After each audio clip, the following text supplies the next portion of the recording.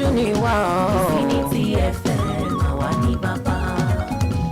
We lead while others follow. We lead while others follow. Vicinity FM ní kejìlẹ̀ o. We lead while others follow. Àwa lọ̀gá o. We lead while others follow. Adìẹ funfun. Radio just got excited. Let's go. This is Vicinity FM 95.3. News from around the world. Vicinity FM 95.3.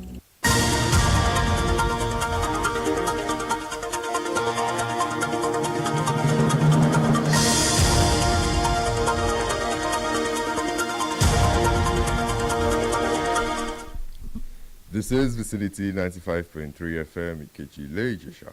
The time is 12 o'clock. I am Paulette with Global News.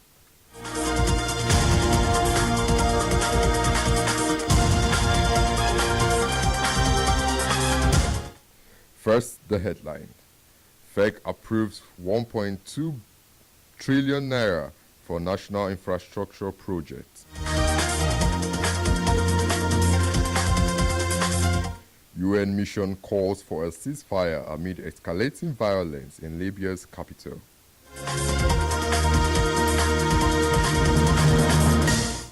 And World Trade Chiefs seek international cooperation to address challenges in global trade.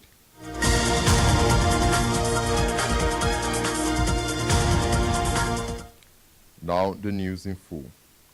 The Federal Executive Council, FEC, approves 1.2 trillion naira for essential national infrastructure projects across the power, aviation sectors and ongoing road projects in the Ministry of Works at the Council meeting, State House, Abuja. Minister of Works Dave Umahi revealed the Council approved 175 billion naira for Section 2 of the East-West Road, stretching from Port Harcourt to Ahoada, part of 6 road projects inherited and reviewed by the current administration. Aviation received 3 memos totaling 987 billion naira aimed at modernizing Nigeria's aviation infrastructure and enhancing safety systems, while 40 billion naira was earmarked for the replacement of the preferred bidder for the concessions of the 6-megawatt Ikere George hydropower plant located in Iseyin, Oyo State to enhance power sector. According to the Council, the approval underscored President Bola Tinubu-led administration dedication to economic renewal through focused capital investment. The federal government has confirmed full payment of the sum of $3.4 billion loan received from the International Monetary Fund (IMF) during the COVID-19 pandemic. The Minister of Information and National Orientation, Mohammed Idris, confirmed this while briefing State House correspondents after the Federal Executive Council meeting at the State House in Abuja. Analysts say the significant step confirmed by the IMF's latest report marks a turning point in the country's fiscal journey.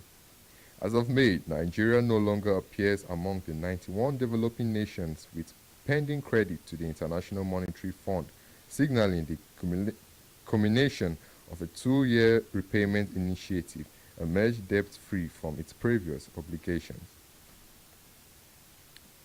Tidjane Thiam has stepped down as the presidential candidate of Ivory Coast Democratic Party (PDCI), citing judicial harassment and political interference aimed at derailing his presidential ambitions. As the elected party leader in December 2023, Thiam's tenure was quickly marred by legal challenges and a court petition questioning the legitimacy of his election. In a video statement, the former international banker and ex-Credit Suisse CEO accused opponents of manipulating the judiciary to block his path to leadership, saying he no longer fulfills his duty under such pressure. Thiam's resignation follows a recent court ruling that ordered his removal from the national voter roll, citing his former French citizenship despite him formally renouncing it. The move effectively ended his hopes of running in Ivory Coast's 2025 presidential election and sparked concerns among supporters about efforts to sideline strong opposition candidates. His departure leaves a leadership vacuum in one of the country's main opposition parties. The United Nations mission in Libya called for an end to the escalating violence in the North African national capital. According to the UN support mission in Libya, it is alarmed by the unfolding security situation in Tripoli, with intense fighting and heavy weaponry in densely populated civilian areas. The mission calls on all parties to immediately cease fire and restore calm, and reminds all parties of the obligation to protect civilians at all times. The Support Force Apparatus SSA, a state-backed security institution affiliated with the Presidential Council, disclosed a prominent commander, Abdul Ghani Kikli, one of the capital's most powerful armed groups, was killed in the intense fighting. Libya has been embroiled in a political conflict since long-time dictator Muammar Gaddafi was overthrown in 2011, leading to the emergence of several armed groups. This is Vicinity 95.3 FM, Kejile Ijisha. Global news will continue shortly.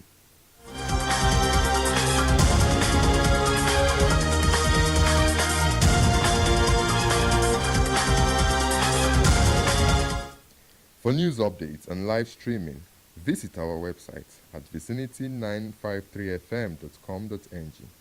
Send us an email to vicinitynewsroom@gmail.com or call 0814-365-8302 for breaking news. You can also follow us on Facebook, YouTube, Instagram, and TikTok at Vicinity 95.3 FM.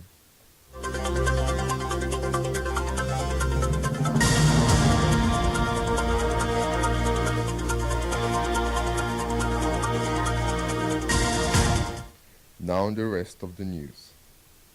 World Trade Organization Director General Dr. Okonjo Iweala met with Japanese Prime Minister Fumio Kishida in Tokyo during her 3-day visit to Japan. She calls for international cooperation to address ongoing challenges over current difficulties in global trade. Her visit follows a breakthrough in US-China trade relations as both countries agreed to a 90-day truce on reduced tariffs. The US will lower duties on Chinese goods from 145% to 30%, while China will cut its tariffs from 125% to 10%. Okonjo Iweala urged global leaders to turn the crisis into an opportunity by embracing new trade trends. She will also meet Japan's key ministers to discuss issues on supply chain resilience, digital trade, and world trade reform for a stronger multilateral collaboration to build a more stable and inclusive global system trade.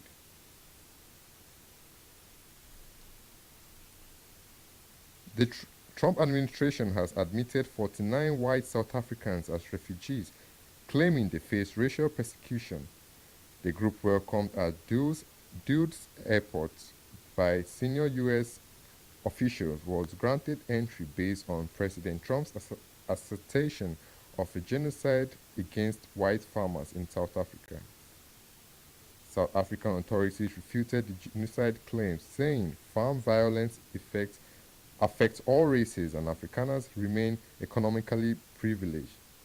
Critics urge the move reflects a politically motivated double standard, especially as the U.S. administration has restricted refugee access from people from war-torn regions. The decision has reignited controversies around the discredited white genocide theory and raised concerns over racial bias, misinformation, and credibility of U.S. refugee policy. South Africa has called for diplomatic talks to address what it sees as a harmful misinterpretation of its domestic affairs. And a bit of sports, Andy Murray has ended his coaching partnership with Novak Djokovic just weeks before Wimbledon, concluding a brief 6-month collaboration. The decision is believed to be mutual, as they both talked about their strengthened friendship. Murray, 37, joined Djokovic's team in November. marking his first major coaching role after retiring from full-time play. Under his guidance, Djokovic reached the Australian Open semi-finals but has since struggled, including early exits and a lack of clay court wins. Despite the short stint, only 4 tournaments the headlines.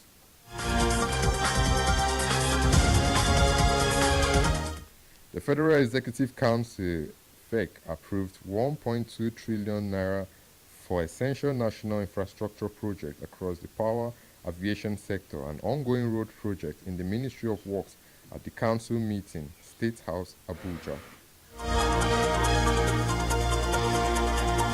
We told you that the United Nations mission in Libya called for an end to the escalating violence in the North African national capital.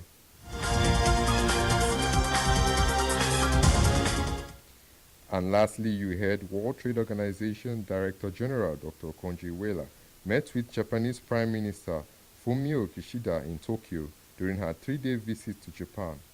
She calls for international cooperation to address ongoing challenges over current difficulties in global trade.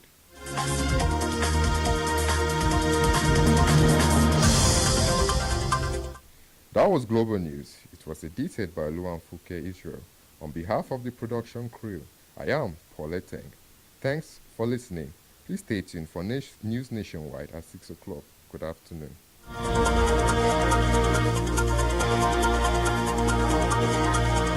Welcome to the heartbeat of the city. We have the rhythm of the streets. Vicinity FM 95.3. Music, sports, in towards Lukaku, entertainment, politics, all on your darling station, Vicinity 95.3 FM, Ikejile, Ijesha.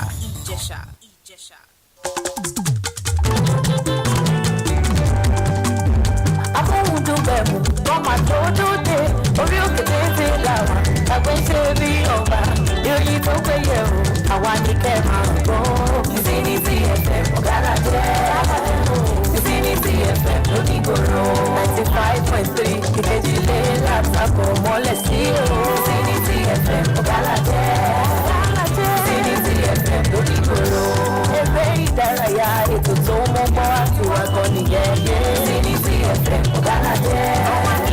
Vicinity FM lónígboro. Àwa la ṣojú ìjọba abẹnugan fún mẹ́kúnnù àwa ṣáà nìyẹn. Vicinity FM ọ̀gára jẹ́.